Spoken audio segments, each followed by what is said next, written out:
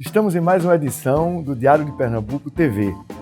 Hoje, o Diário de Pernambuco tem a satisfação de trazer aqui o líder do governo do estado de Pernambuco na Casa de Joaquim Nabuco, na Assembleia Legislativa. Exaltino Nascimento tem acompanhado a sua brilhante trajetória, inicialmente como dirigente sindical do Sindisprev, aliás, fundador do Sindicato dos Previdenciários, depois vereador, secretário, deputado e hoje abrilhanta, com certeza, a Assembleia.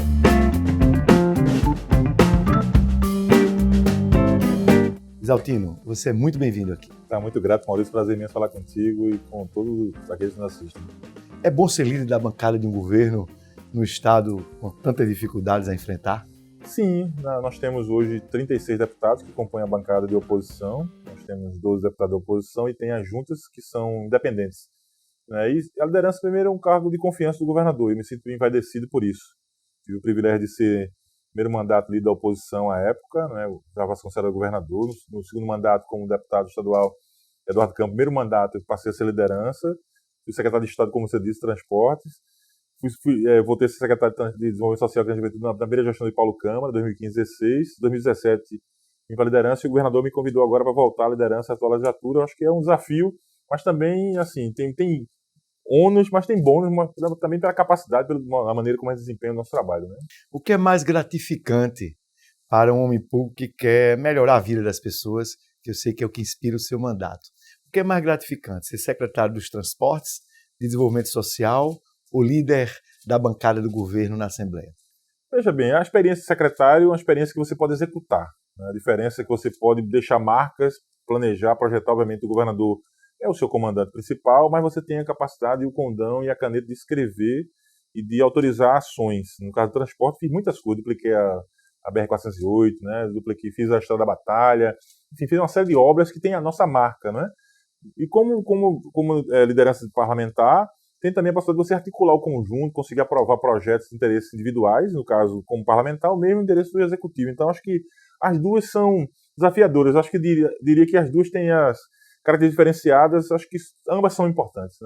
Tomei conhecimento pelos jornais, pelo Diário de Pernambuco, que você é presidente da Frente Parlamentar de Assistência. O que é que essa frente representa e o que é que ela tem feito? Olha, na verdade é importante, Maurício, porque nós sabemos que nós conseguimos na Constituição de 88 um capítulo da Seguridade Social que prevê a Previdência, que é o INSS, a Saúde, que é o SUS, e a Assistência Social, que é o SUAS, Sistema Único de Assistência Social, que tem um déficit do governo federal de 2 bilhões e 2 milhões de reais para o conjunto do país como um todo. Hoje há a perspectiva do segundo semestre desse ano, de 2019, os municípios não conseguirem manter os programas, o BPC, Programa Bolsa Família, os programas assistenciais todos, os CRAs, os CREAS, tudo isso depende de recursos do governo do Estado, mas principalmente do governo federal, que está em falta. Então, essa frente parlamentar foi criada para fortalecer o SUS, para poder realizar a conferência no segundo semestre e para poder percorrer a região do Estado como um todo, alertando a sociedade sobre esse mal que, porventura, se a gente não conseguir resolver, vai trazer para a população mais pobre, que é quem precisa do atendimento da assistência social em Pernambuco e no país como um todo.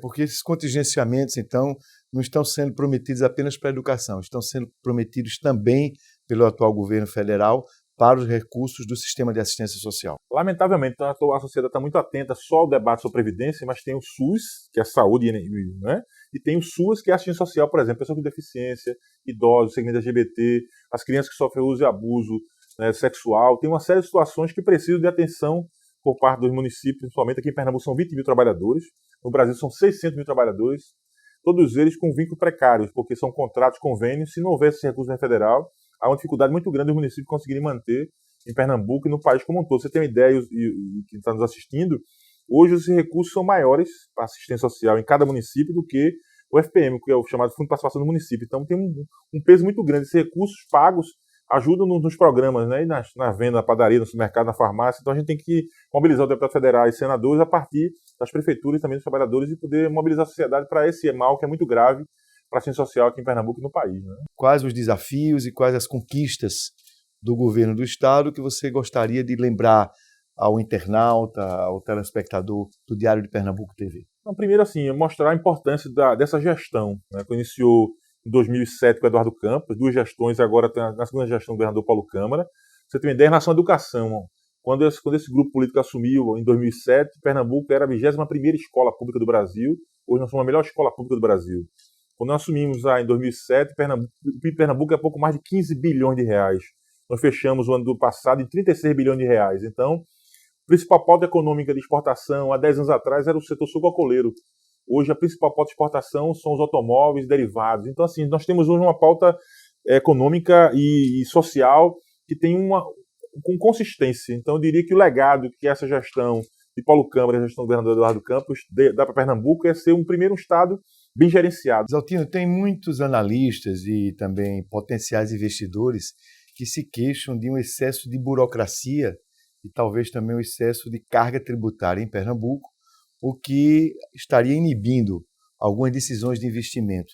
Você, como líder do governo, você tem procurado levar ao secretariado e ao próprio governador essas reclamações da sociedade? O secretário da Fazenda, Décio Padilha, e o próprio secretário, o governador Paulo Câmara, já foi secretário da Fazenda também, secretário de Administração, conhece a máquina pública. De fato, tem um debate nacional hoje posto, discutir um imposto único, juntando a IPI, né, ICMS, né, o PIS e COFINS, né, um imposto único, está sendo discutida essa questão. Então está se pensando um mecanismo que garanta isso, né, a atração de novos empreendimentos, indústrias, empresas, que para Pernambuco é importante, para o Nordeste como um todo. E você tem razão, de fato, a gente precisa pensar um pouquinho para que nós tenhamos condição de convivência entre as várias regiões, principalmente uma região pobre como é a nossa região Nordeste, né? Passando um pouco agora para essas manifestações, né? O Brasil segue polarizado. E aí, como é que você, com toda a sua experiência política, você acha que pode se superar essa situação? Eu concordo com a tua avaliação. Nós, na verdade, está em jogo não é nem o sentimento do país, que o país é formado dos bens materiais. Está em jogo, na verdade, o sentimento de nação, que é mais amplo, é formado da nossa cultura, do nosso povo, saberes, conhecimento, diversidade dos 26 estados mais do federal.